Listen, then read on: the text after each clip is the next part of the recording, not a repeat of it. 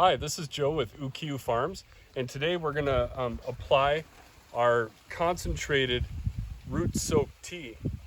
This is a very concentrated living colony of microorganisms. You want to get this deep into the soil because that's where it'll be the most beneficial to your plants, down deep where the roots are.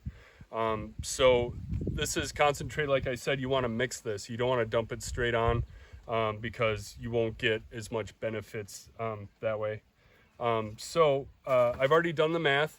You basically want to do 1 part of this solution to 10 parts water. Okay, I've done the math, and I'm going to fill up this 5-gallon bucket because it's a good thing to carry around and just dump on all my plants, and I usually mix it 5 gallons at a time. So you want to do 60 ounces, fluid ounces of the root soak to 5 gallons of water. You can upsize that or downscale it, but it's 1 to 10.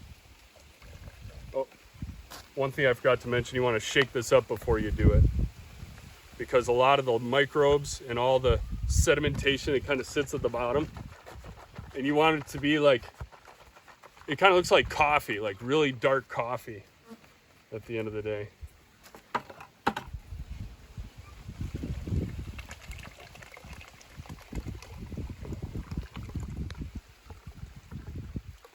Okay, so that's 30 ounces.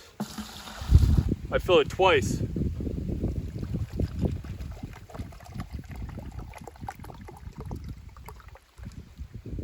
Make sure you start off with a fairly clean cup. There. And then I fill it up with water the rest of the way in the bucket. The main thing is that you use chlorine-free water.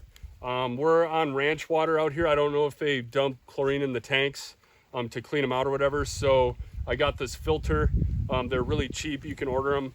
And it just screws on your garden hose, and it's a way to assure that you're not putting chlorine in your water.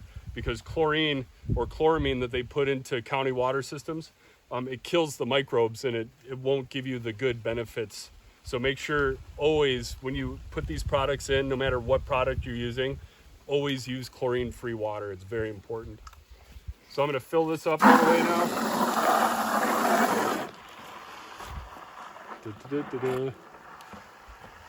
You can talk while this happens. Yeah. So the benefits of doing this root soak solution, like I was saying, is it gets the microorganisms down deep, and you want to basically use all of this material on all your plants. If you use it and you still have material left over, wait a little bit and then dump more on. And then what you want to do with your watering regimen after you apply this root soak is you want to water it a lot.